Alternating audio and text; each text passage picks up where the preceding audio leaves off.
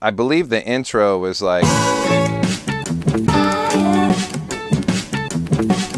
that. Guys, I'm talking about Scarlet Fire. Yes, that's the one. That song has been known to destroy a lot of cheap Bluetooth speakers thanks to the great Dank Pods. Thanks, Dank Pods, for making this song so popular. Do you guys want to see and hear how I made this track? First, Scarlet Fire started with me creating a sample.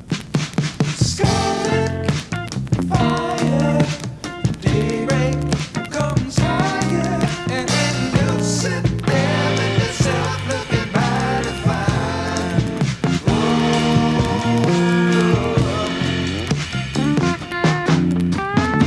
That's it. That's the sample. Who knows what other song I made using that same exact sample? Go ahead and throw it in the comment feed. So that is the original sample in the original key, in the original tempo. So I just threw that sample in Serato sample, and I played it just like that.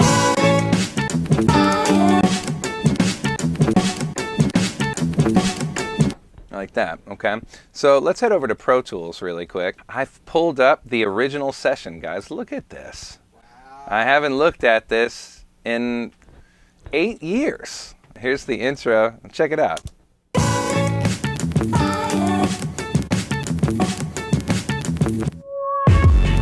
All right, so let me break it down for you. First of all, we've got the sample, right?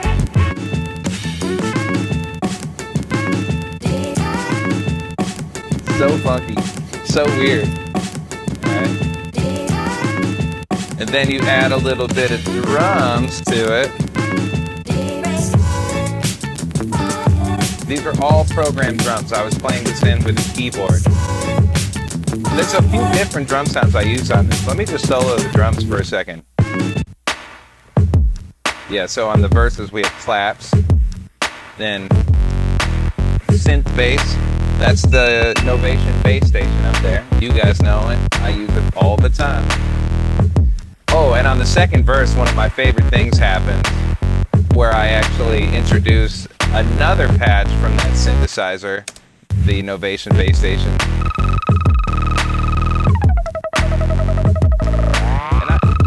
That's the Novation, yeah. I've used that a lot of times on the live stream. Well, maybe not a lot of times, but a couple of times. So I've gone back to that. All right. And then we have all sorts of different keyboard parts. I also use the Novation for this cool synth lead.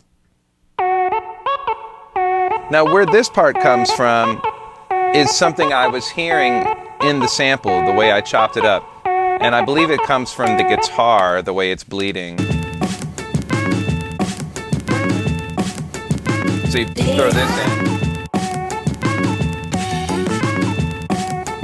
And then I have chords I played on a synthesizer. This was a VST from my iPad. I think it might have been the Korg Poly 6, the iPoly 6. Either that or Arturia's iSynth, which is based off of the Oberheim.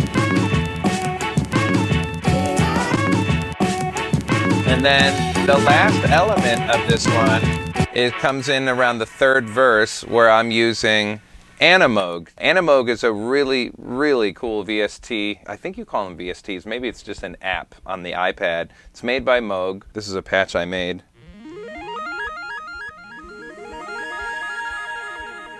I use that. You hear it a lot in those early Otis McDonald tracks. Oh yeah, so probably what I was doing was going like this. In a different key. You got the whole tune.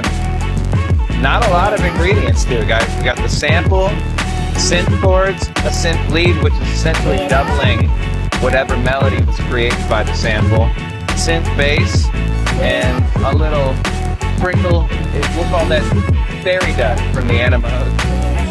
And programmed drums, and then that crazy synth that I was talking about in the second verse. I believe it comes back here in the third verse.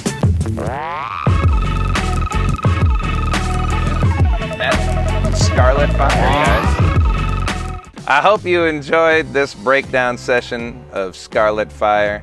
You guys deserve it. I love you. Thank you for using that song in your track, in your videos. And thank you so much for listening to my music. Don't forget, 5 new songs in the YouTube audio library. Go check it out. And don't forget, you need to like the videos and subscribe. I feel so silly saying that, but you gotta remind the people to do it.